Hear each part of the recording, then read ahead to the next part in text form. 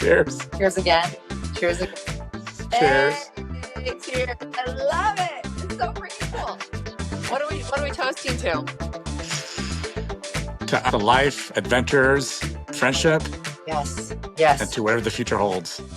Yes. To all good things, to wonderful health, happiness, smiles, love, adventure, and everything around it. Everything And around positive energy. and positive energy and world peace. Okay, here we go. Exactly. Cheers. Yay, cheers. I love that. What a good and happy St. Patrick's Day, because this won't air today. However, today is officially St. Patrick's Day. Happy St. Patrick's Day. Happy St. Patrick's Day. We're celebrating that too. I might have done tequila. Sorry. Oh, well, I was drinking. Sorry. I mean, I'm not Irish, so it's open-ended for me. I'm not even drinking champagne, actually. It's Prosecco. Okay, now that we've already started the party, allow me to introduce formally. He is a friend of mine forever. I mean, you're going to know him from different walks of life. You may know him from his radio DJ years in Portland, Oregon for over a decade, or you may know him from his restaurant bar world where he's been managing different clubs, or you may know him from his producing filmmaking days here in New York City with me when he was my roommate.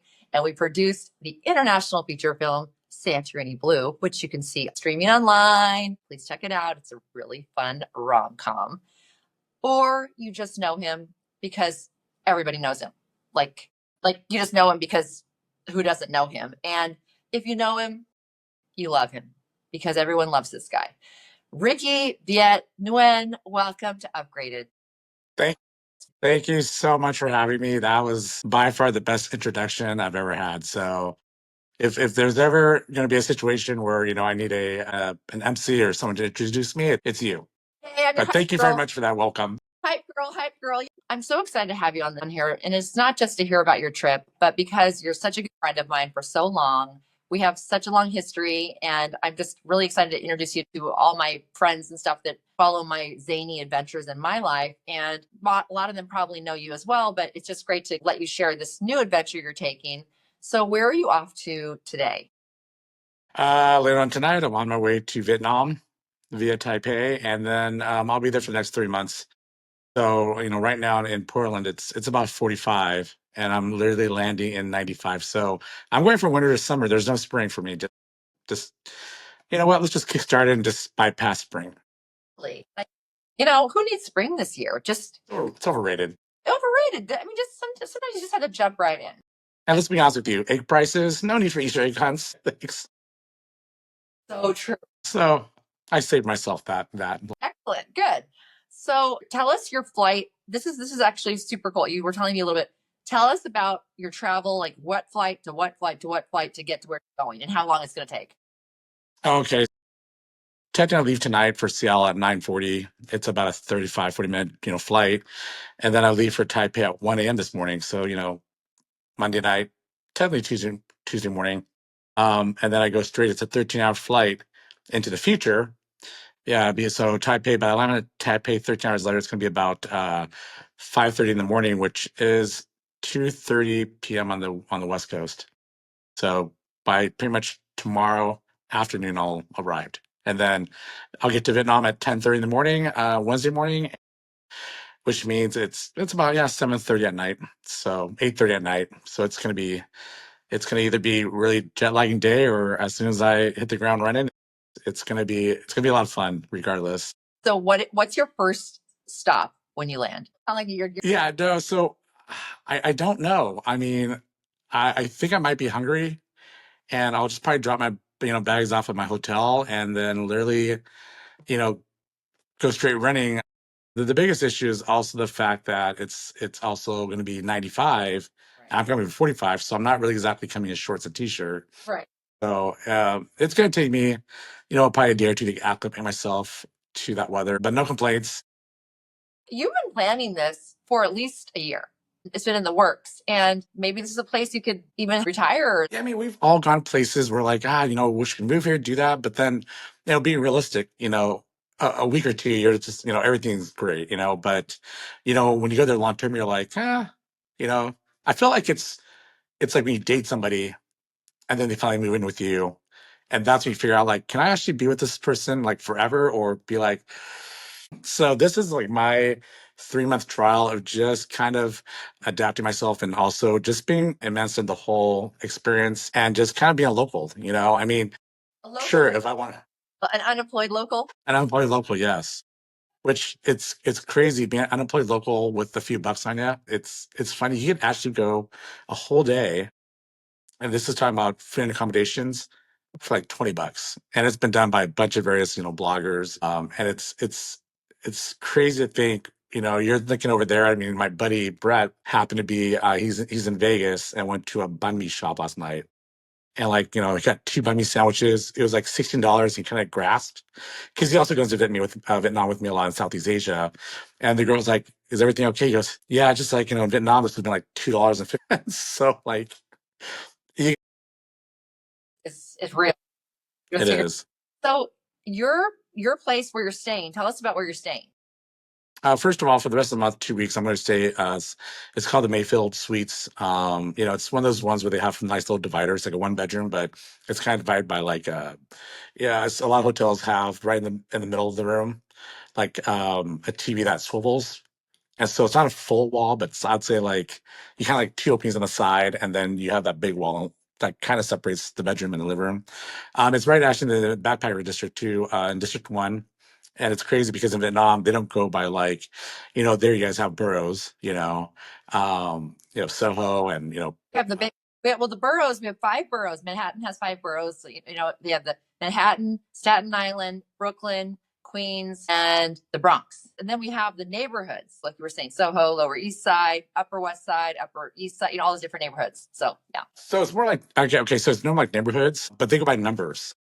So you're like District 1, District 4, District 10. And so like the main one, if you've never been to Vietnam before and you kind of want to be where I guess it would be equivalent to like Midtown Manhattan would be like, District 1. That's where the tourists are. That's where the big businesses are. But honestly, you could get anywhere in that town, within a few minutes of anything you're looking for, which is great. But, it's condensed to like, I want to say like 10 million people on something small. I mean, overall, it's a lot bigger, but I'm just trying to think within like the districts. But it's a lot of fun. And so I'm going to be there. And actually, my brother's there right now for the next month. So Tom?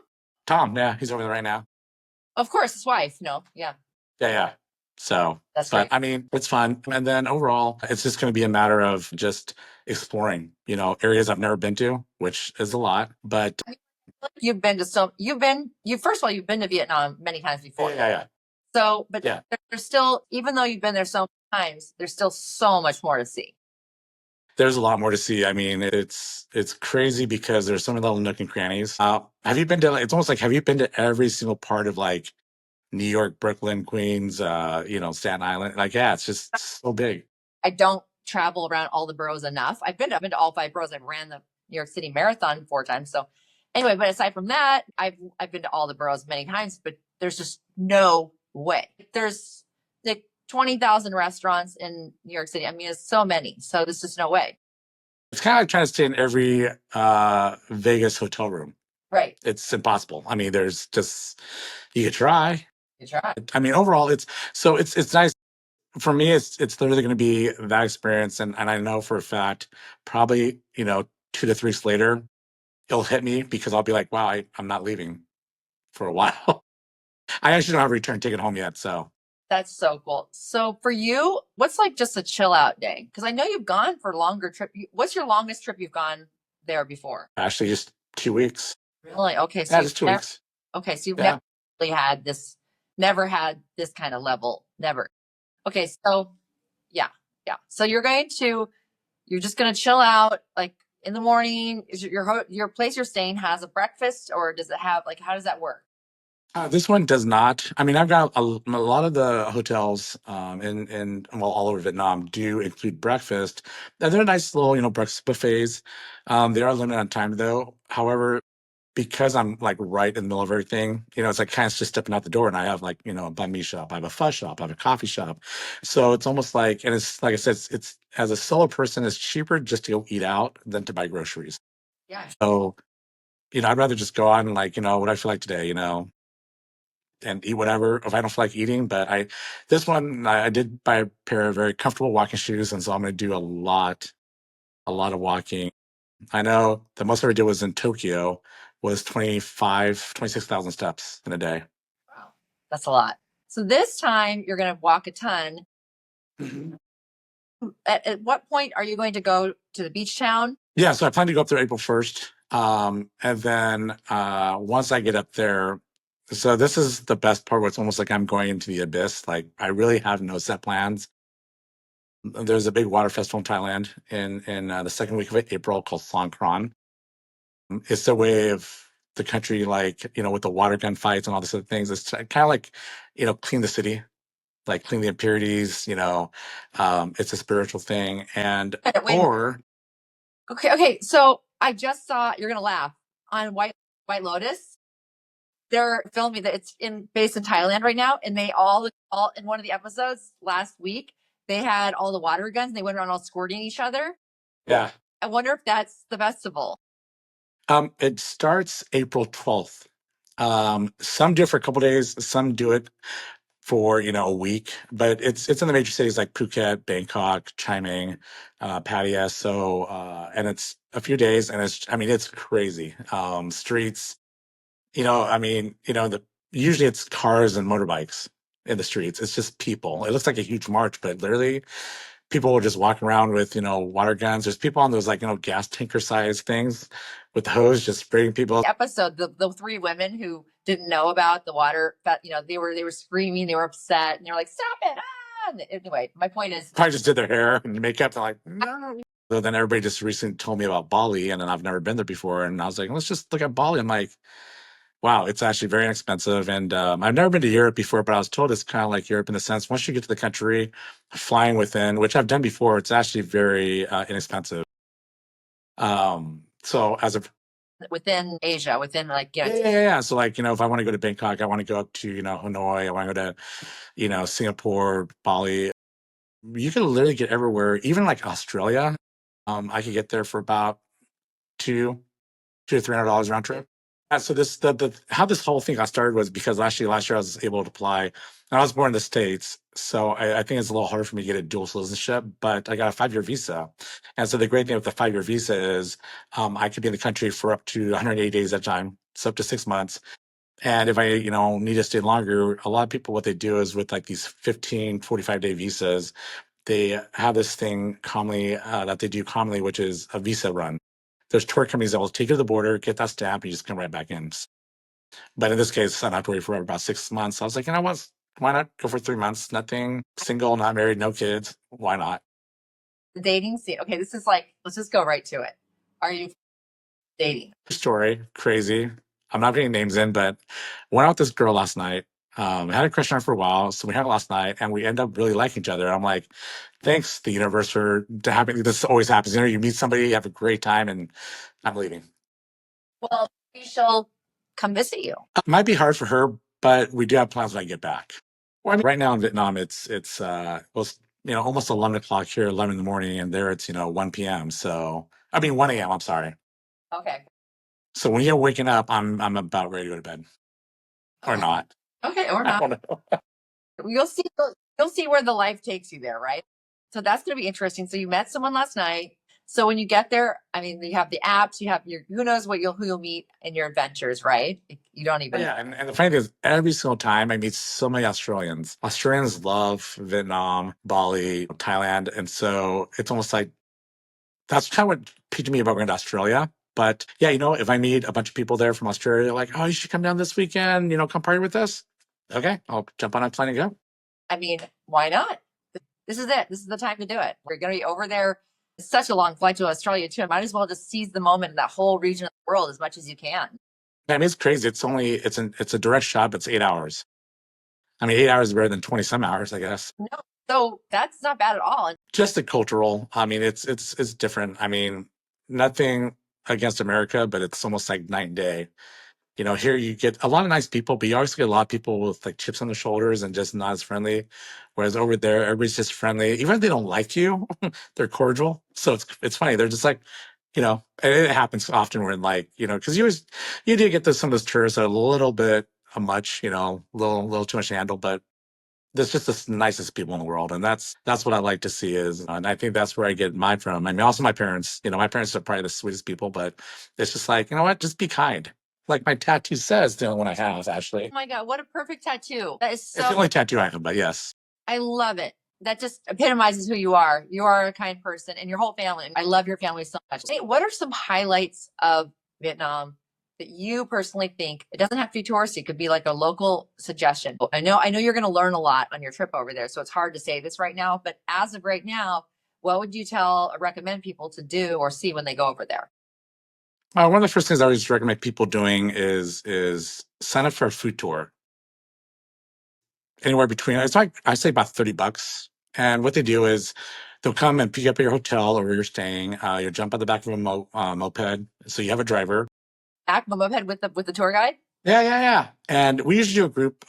It could be a group of 4, 10, whatever it is, and they'll take you to different districts in Vietnam, like almost like the non-touristy places, and try traditional food. Well, I have some friends actually coming at the end of April, and that's one of the first things we're going to do is I'm going to take on this tour, and you do about five, I'd say about 5 places in about a 3-hour time span, and it allows you to try different foods and see if you like it, and if you do, it allows you to open your palate because obviously it's hard to go to like restaurant, but this one, in about a 3 to 4 hour time span, you get it, you get to try different foods, soups, uh, crepes, rice dishes, and then sometimes even off the tradition like you never knew existed. And so that's a good way to introduce yourself to the food scene. And there's a lot of heritage sites around there. And the great thing is I always recommend just, Klook is one site, and Aviator is the other one where those are all legit sites to find tour guides, tour groups. I'll look into that. And a lot of them do have great cancellation policies too. So if something happens, but you want to do things like that to go out to like the Mekong Delta, the Chi Chi tunnels, which are used infamously in the war. A lot of underground tunnels. But I mean, it depends on what region of Vietnam you're in and also the season. So as I'm coming to Saigon right now, the weather's going to be great. And then it's going to probably start turning over toward April. And then that's when I'm going to move north to Da Nang, which is the beach town. And so the further north you go, the weather, so for the weather in Da Nang, for instance, it's March through August when it's great. You might have a day of rain here and there, but, come May in like Ho Chi Minh City, it's just all every day rain. Yeah. So I did bring some rain pants just in I case. was wondering, like, doesn't it when it rains, it's like monsoon rain, like a lot. It Yeah, it does. And it can be for 5 minutes or it could just be like, who knows how long. So that's the other thing about trying to coordinate too. So once I get over there, just check the weather and see. I mean, if it's anything like here, they say one, it's something else. So, but just go with the flow.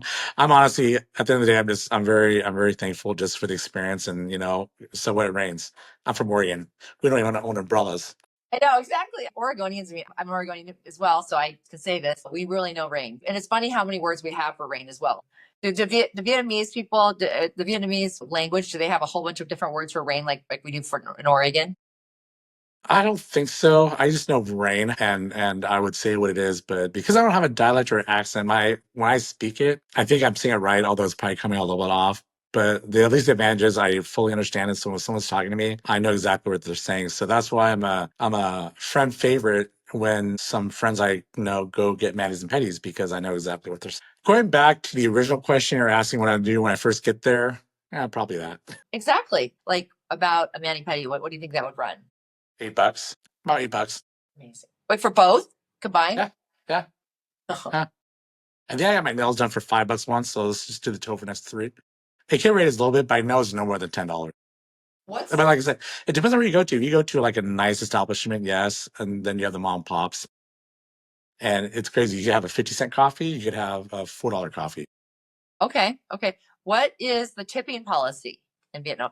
For a lot of Asia, there's no tipping, especially with the smaller shops. Now, if you go to like the corporate, like the Hyatts, the Marriotts, that's they give me. But overall, a lot of places there don't accept it. I actually had a guy. I had my laundry done with the hotel, and I left some money in there. He can't return it. I tried to tip him with it. He's like, "No, no, it's okay." And I kind of that death stare. Take it. I don't buy it. But no, overall though, so that's why it's really tough because they are not used to that culture. For me, being in the service industry, it drives me nuts not to be able to tip them, but also at the same time, it's also offensive to a lot of people to tip them. Right. So it's weird. The food tour, for instance, they were college students, so we wanted to tip them like even like $2 is a lot. Just want $2. I'll take $2. It all adds up. I bought a whole bar full of people dinner once, and it was like, well, the staff of 5 people, and the tab was like $40. Okay, hold on. Tell us this story. Oh, why? How did this happen? Oh, so I have friends that I have a couple bars over there. One night we're all hanging out. You get hungry, right? And over there they don't have to have a kitchen or food, so those get delivered. So there's 5 or 6 of us, and we ordered a bunch of food. Because it was about $40. Why not? I mean, it's that's what 2 drinks in New York. I remember one time I got shocked with a $40 glass of wine. I was so mad. But what would you say would be the price if you went to the bartender and you order a glass of wine, and then the bartender says, no, actually, how about I'm going to recommend a glass of wine for you? We have this great wine. Would you like to try it? Sure, we'll try it. And then what would be a price where he should tell you how much it is per glass? Anything that's more expensive than what you're ordering. So I mean, even if it's $22, just be, it's like $2 more. Is that okay? As a manager myself, the one thing I do is like any pricing wise, you have to let them know, especially like, bars where, guys buy girls drinks. And it's like, it's great. Like a simple, going from a well to like like a kettle wine could be just like $5, $6, whatever. But if somebody orders that top shelf or a double and, that $15 drink goes up to like 34, it's like, okay, wow, thanks for the heads up. So as a courtesy. I could not agree with you more. It was so awful because we're a little small group of us and our clients I was buying, and I was like, we all got a couple rounds. I got the bill. I about died. I was like, what the? And I couldn't believe, because he didn't tell us it was $40 a glass. Yeah, and see, at that point, there would have been nothing wrong with you going to the manager. Oh yeah. Oh yeah, even if it's like $5 more, just go, yeah, so it's gonna be 25. I'm like, oh, okay, great. Or like, but I'm not gonna lie, unless that, $70 glass of wine included something, it's like, but I'm more of a connoisseur of liquor, not wine and beer. Well, if they would have, like, you're right, like if they would have brought out like a meat and cheese plate with it or something, I don't know. Anyway, whatever. But long story short, I did not file a complaint, but I've never gone back. So they lost. And see, that's what's unfortunate about it is it's like that one experience, leads you to bad experience. And that's the thing. It's customer service, I feel like, is such a lost art form in the US, where it's just like I still use the word please and thank you. And I heard somebody say that the other day. I looked at them going, wow, let me buy you a drink. And they're like, what? I'm like, just manners. Anyone holds a door for me or anything, I'd like look them in the eye and say, thank you so much, because of that manners. If I hold a door for people, I would love it if they said thank you or something. I mean, or at least like looked at me and like smiled or anything, right? Like Yeah. acknowledgement that you're a human being, you're alive. Yeah. It's like, especially like the elevator door. Oh, I'm trying to find the button. You realize like, no, it's closing. My bad. Sorry. I know. So funny. It happens. It really does. In Vietnam, you probably have the opposite of sticker shock. You have sticker happiness. You're like, oh my gosh, it's only $40 for me to buy this dinner for everyone. I mean, yeah, I mean the crazy thing about that too, and this is almost like a national thing, like you almost have to, but the bartering for goods and products, it's except for food, you don't barter that. But when it comes to like apparel or merchandising, and you're like, that's all it is. It's like you want to pay it, but it's also like they want you to go through this whole, haggle thing. And I'm just saying they're going, oh, this is so much not fun. But at the same time, it is, because it is. It's almost like a contest. Like, all right, who can bring the lowest price? And the funniest story I have with that was, so North Face is made over there, right? And sometimes I call things off the truck because I saw this North Face jacket I like. It was a shell plus an inner lining, and usually it's probably around about $300 to $400 here. yeah. And I think the guy had it for like 75 or something, or $100. And I've been like, in most places, like, yeah, that's a great sell price. And here I don't know what I was thinking, but apparently I said the wrong number. I was like $40 or something. And he's like, I can't do that. And then I did the math after the fact. Now this is pre, internet phone currency exchange. Yeah, I think I went down so low. I didn't realize it went down to like 30 or $40. I'm like, I'd probably say no to two. It takes time to figure out the whole negotiation and like who's willing to negotiate, right? Well, everybody will negotiate, but it's just a matter of like you have to know in your head, like okay, so it's like about 25,000 Vietnamese dong to $1 American. Now, of course, some people are quick. They're like, oh, 600,000 dong. It's like, oh, how much is that? And it's like, oh, it ends up being like, you know, probably like $25, $26. You're like, oh, that's it? Sure. No problem. Going back to like the culture part, you get like a local for like $1 to $3. And of course, you go more Americanized, it's about 3 to 4 times that price. You could have a 50-cent local beer, or you could have a $7 Corona. So, I mean, it is an inexpensive country, but it's a town that's getting on the trash with tourists. And there's going to be those bars where, it's a rooftop bar. You're like, oh, this is amazing. But it's the same prices as the States. So you do want to be careful looking at that because if you're in a tourist area, like I'll be, you're going to find people trying to just raise the price as much as possible. Do you have like a favorite food that you're super excited to eat in particular over there that's like you cannot get it here? You cannot get the same. Oh, wow. No, see, here's the funny thing about it.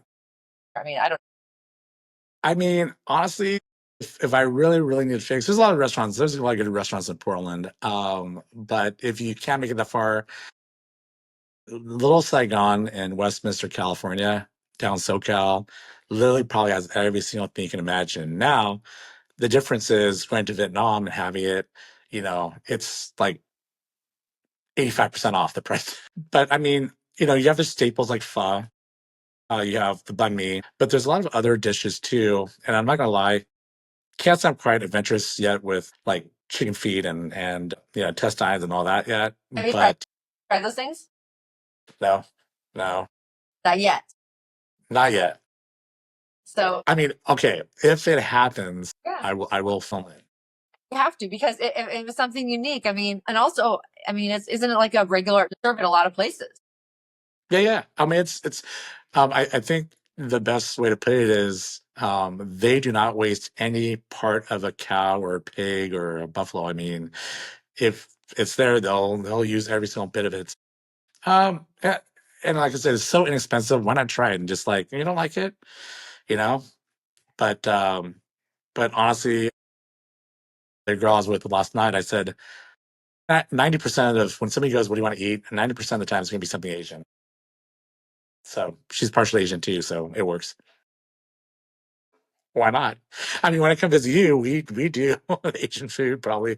I love it. First of all, there's so many healthy options. I love all the soups. I love pho. It's just a dream. It's so delicious. And there's so many ways to prepare it. And I don't know.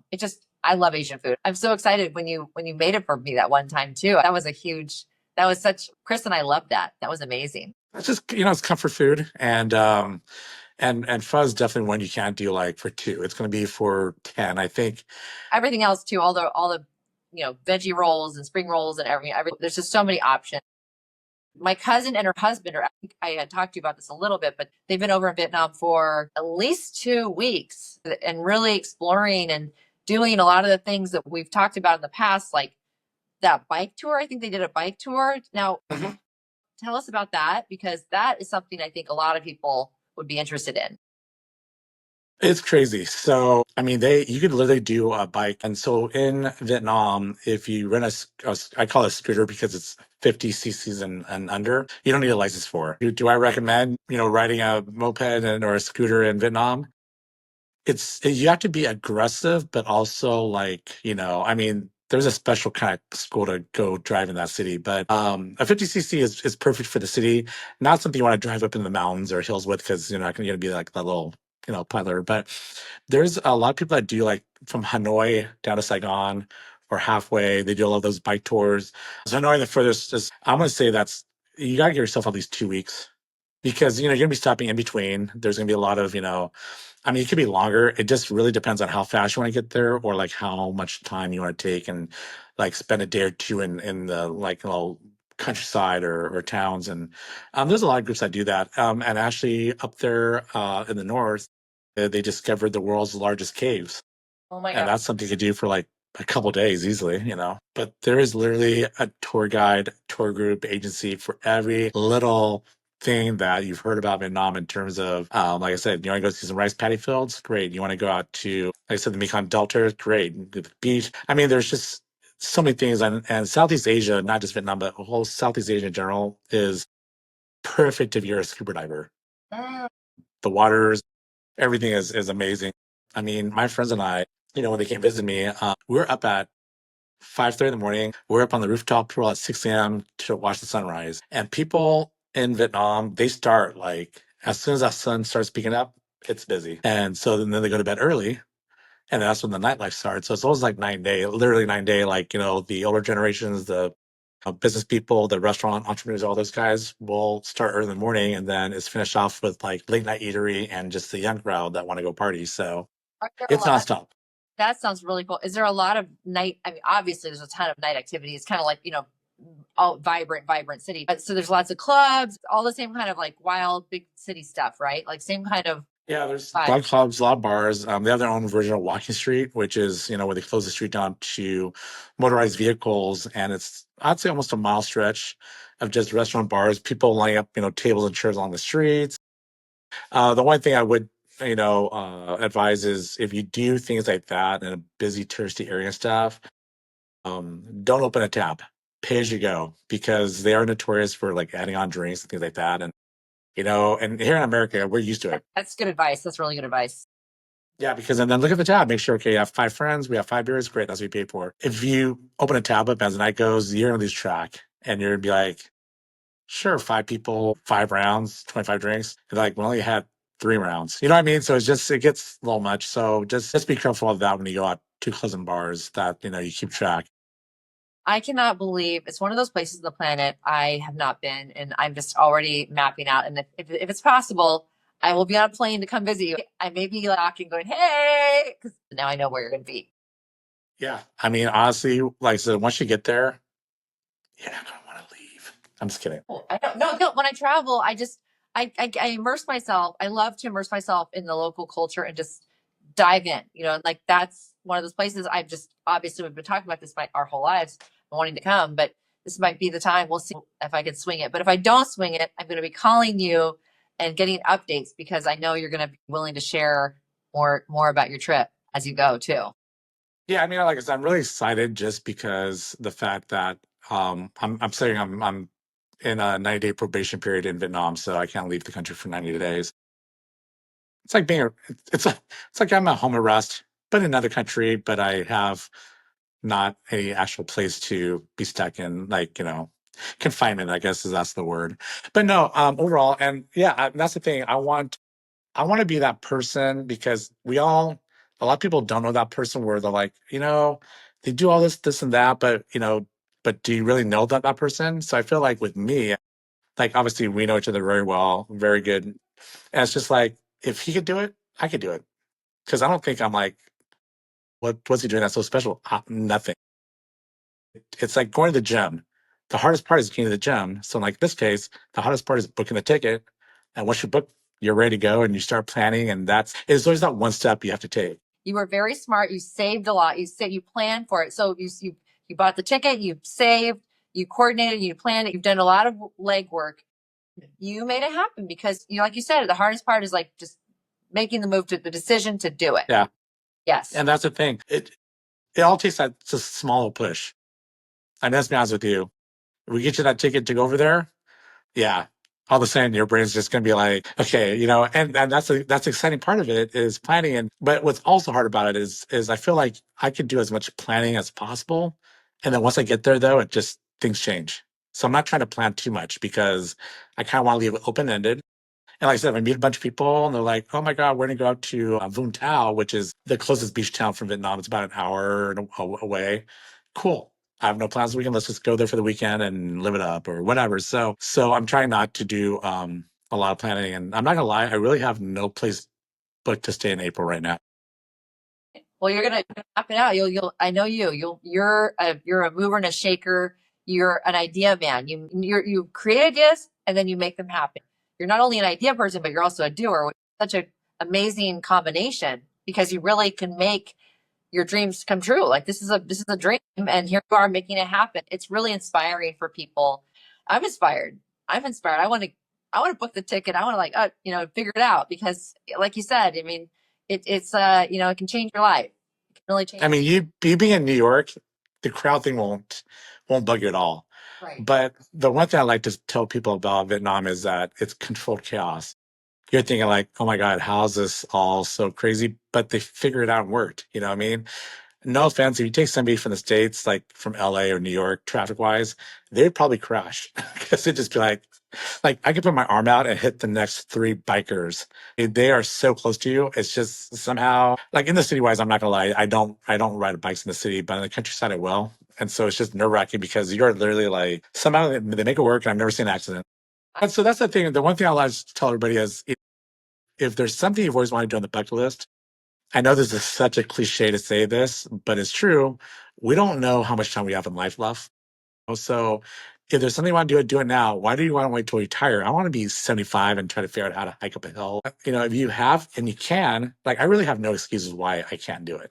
Right. I don't have any kids. I'm not married.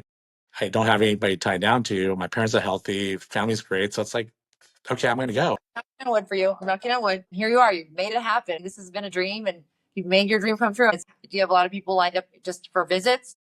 Yeah, I mean, right now I have four friends coming, so three of them are going to be coming at the exact same time, which is great. And then my buddy Brett, who's coming over from Vegas, who I'd say honestly, he's like the researcher for me also. Like he researches, does all this, and when we come over, it's like you and I having that fun time. No schedules. So they're coming at the end of April. They just got their visas processed, and that's another thing with Vietnam. You do have to do a visa, and you do want to give yourself plenty of time to do it because the problem with this, Sorry, how long does that take? it should take. So if I did today, I should have it by mid next week. Oh So my about a God. week and a half. But if there's any errors, you have to correct it. Then they have to redo that. Unfortunately, Vietnam doesn't do since COVID. They don't do visas on arrival anymore. Is there a way around that? Not really, because the problem, at least in America, you have to show me your visa prior to boarding the plane because if you get over there, you get denied. That airline is responsible for taking you back. So you can't even get on the airline or on a plane, at least in the States, without prior visa. I did a special visa when I traveled to Africa, when I went to Tanzania from the consulate here in New York. It took a long time. It took quite some time. I think it took a month or so. I mean, I forget. It was several years ago, but maybe it's improved now. But it was Yeah, a. they do e-visas. E-visa is the easiest way to go. Do you have to get any immunizations or anything? I had to get like different immunizations. I mean, in the past I've done it, but I think that's more of you're going to the countryside, where you probably get more interaction with different things. Side note, if I do go to Bali, everybody's told me about the Bali belly or something where you should probably take medication because a lot of people, like 80% of people, and you'd be healthy as can be, always get sick for some reason. So that's good to know. But Vietnam wise, if you're just going to stay within like the tourist areas and all that, it's fine. Your worst scenario is you'll probably want to bring, mosquito spray because when it does rain there and it's warm, you do attract mosquitoes. But other than that, I wouldn't worry about getting any shots unless you have a sensitive stomach or other things. But I haven't had one honestly in like 10 years probably. And I go every year. Okay, cool. I just remembered one of the things I had to get was I had to take malaria medication the whole time, and because the mosquitoes, of course. And my bed had these massive, and I was in a 5-star hotel actually, but still my bed had massive mosquito nets around it that you had to use, or you'd be like eaten alive during the night. Yeah. Yeah. I mean, there's, if you go to the website and, it'll tell you recommendations, of what to get, but I'm not planning to do any, jungle excursions or putting myself in the middle of nowhere where like the food might be questionable. And when I say it's questionable, the only time I got sick was I did eat fruit, and we all know that tap water in Asia is not the cleanest. And I wasn't thinking, so I took, water, washed it, and ate an apple. I think within 10 minutes, I was not liking life for about 30 minminutes. Oh But my. other than that, that's about it. So here, that's actually interesting. So do you always buy bottled water all the time? Everything bottled water. Okay. You carry like hand sanitizer, bottled water. Do you have like a kit you carry with you? Actually, no, I don't think here. I mean, everything is so cheap over there, and they have so many like Circle K, 7-Elevens where bottled water is like a quarter or something. So I honestly just, if I need something, I just go in there, buy it. One of the first things I'll probably do when I get to Vietnam is go to the grocery store and buy like a case of bottled water. And that's just to have. If I want to go walking, just take it with me. But everything's easy to grab and go. I mean, anything you need, from, personal items to, if you want laundry soap for some reason, yeah, they have stores, and it's literally like New York. Every corner there's something you find. I love that. Oh, so don't overpack with like, just a bunch of things. And the other thing, I'm not really bringing that much with me. Where I'm just like, if I need something, I just buy it, because let's be honest, a lot of clothes are made in Vietnam. Well, no, I was going to tell you, actually, my cousin and her husband had clothes made. Yeah. She had some shoes made. A lot of them will do it within 24 hours too. You in the morning, you get measured, you come back around 11, to see, and then literally 2 o'clock, you try it on, and by 5 o'clock, you're out the door. So actually, yeah, within a day, you can get a suit made or an outfit made, and it's everywhere. One day. Yeah. That is so cool. Yeah. Well, I cannot wait to hear more on this trip. Let's toast to wonderful energy again. Okay. Cheers. Cheers. Cheers to your adventure. Cheers. And how do you say cheers in Vietnamese? So there, what they do is they do 1, 2, 3. Well, over there, it's Mok Hai Ba Yo. Mok So you do Mok. Hai Yo. Yep. That's 1, 2, 3. Cheers. Mok Hai Ba. Yep. Wait, hold on. Say one more time. Mok Hai.